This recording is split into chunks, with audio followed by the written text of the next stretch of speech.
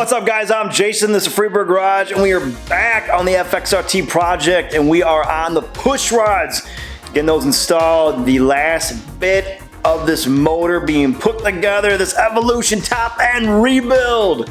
All right, let's get into this. We're gonna put in some special performance pushrods. Let's get it done. All right, the shakedown before we get this build put back together, doing the pushrods. All right, first, our original pushrods right here. We aren't putting those back in. We are using the Quickiee patent SNS pushrods, and my part number is a 0928-003. If you're wondering which ones those are that I'm using, we're switching to those is because of the rebuild, making it easier to install once this thing is completed. The biggest thing is being able to adjust these, bigger cam in the future, headwork, having this already set up makes things a lot easier when I go back into them. If you were to use the original pushrods on a pretty much stock top end, you would do the whole procedure of putting them in, getting the headset, the rockers and everything, and putting them all in place in one time. This allows you to button down the rockers and then put the pushrods in and adjust accordingly after we go through that step process of getting the top dead center on most of it, getting the lifters at the right level and get everything adjusted afterwards. So it kind of gives you that step one, step two, rather than trying to do all in one. And I just dropped one behind me. So the other part of doing the Quickiee pushrods, if I can say that quick, fast as possible there, you have to shorten your inner pushrod tube right there. I've already done that with these.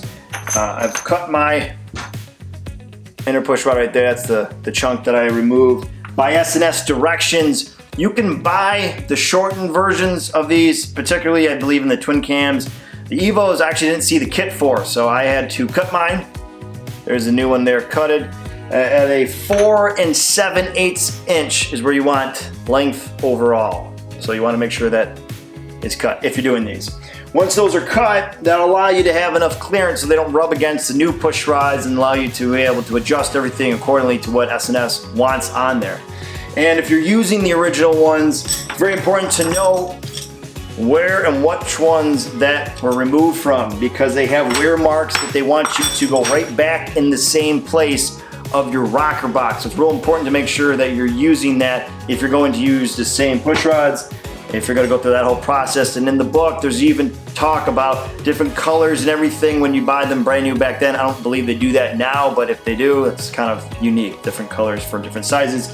And if I put these all together flat, nice, hard to see on camera, but there's two that are actually longer than the other ones, of course, but there's one that's longer than the most, and then the other two are short. So you have to make sure that you're going in the right directions, otherwise you're gonna have a real bad time trying to put this back together. Luckily, we're not doing that. We're just doing the Quickiee pushrods, putting this back together. We got new O-rings to put in.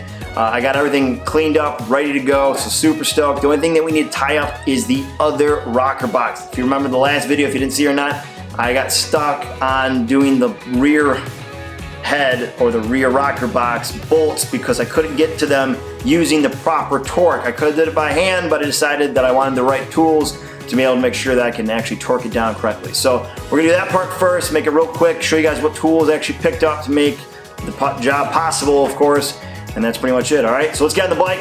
Let's get it done. This is the trouble side that we were trying to get to. This is all of the hex heads that are too tight underneath the frame to be able to torque them down with a torque wrench and socket. You can do it by hand, but I want to have it by the torque spec of the manual. Of course, if the motor's out, you wouldn't have to do any of this, but because if you're doing it inside the frame, this is something you come across. I already have the extender for my Allen heads back here, but not for the hex heads. And this kit right here by Unity, I got this from Lowbro Customs, and this is the best bang for it. They're the only ones that I could find that were selling these in this kit for the price. Really awesome. So let me pull these out, check them out here.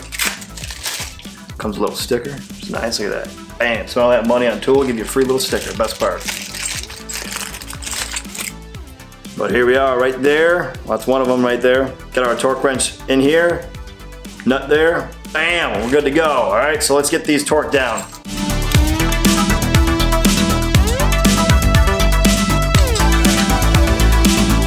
Installing the push rods, our first ones here. I already have the tube set up.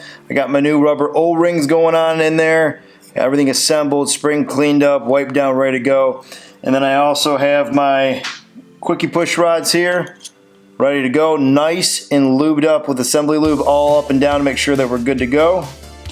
And what I did was got my 5th gear in drive, and I pushed the tire forward to get this rear cylinder in top dead center so we can knock out both of these at the same time.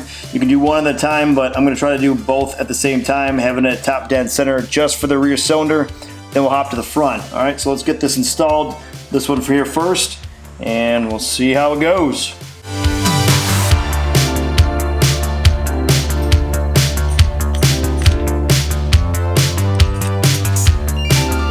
Now that we got the push rod all set up, top and bottom seated, we're just going to now tighten down the push rod. It says 4 turns fully around for the top part here while holding down the middle to get it all seated.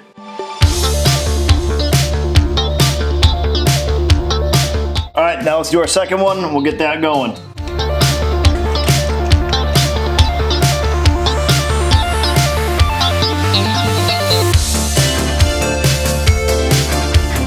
All right, so now we just gotta let the lifters bleed for 20 to 30 minutes, see if we can still spin them after that. If that's good, we can hop to the front and keep going. All right, tested our push rods. Got movement there, movement there. Now we just gotta lock our nuts on both sides here, and these are good to go.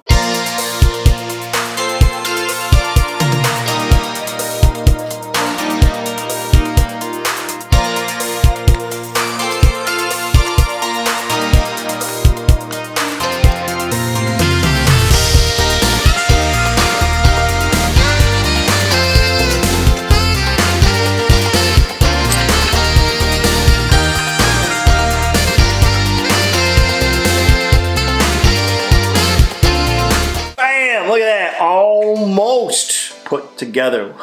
Got a couple more pieces I need to get on this motor. Of course, we have a carb we gotta do. We gotta do some timing on there. I gotta get the bolts, of course, on the caps here. They're filthy. I went to go put them on, just forgot to polish them, and I don't want to tarnish up this aluminum that's up there. And the push rods. That is how you set them. The last thing I have to do is just kind of get the final clip in there, but I want the lifters to fully pump down. Just want to OCD myself the next day and make sure that we're good to go. But other than that about runs for me in this one, guys. I would greatly appreciate if you could hit the subscribe button, tap that like, press the notification, leave a comment below, and tell what you think. For those who've already subscribed, thank you. As always, stay free. I'll catch you guys later. Peace.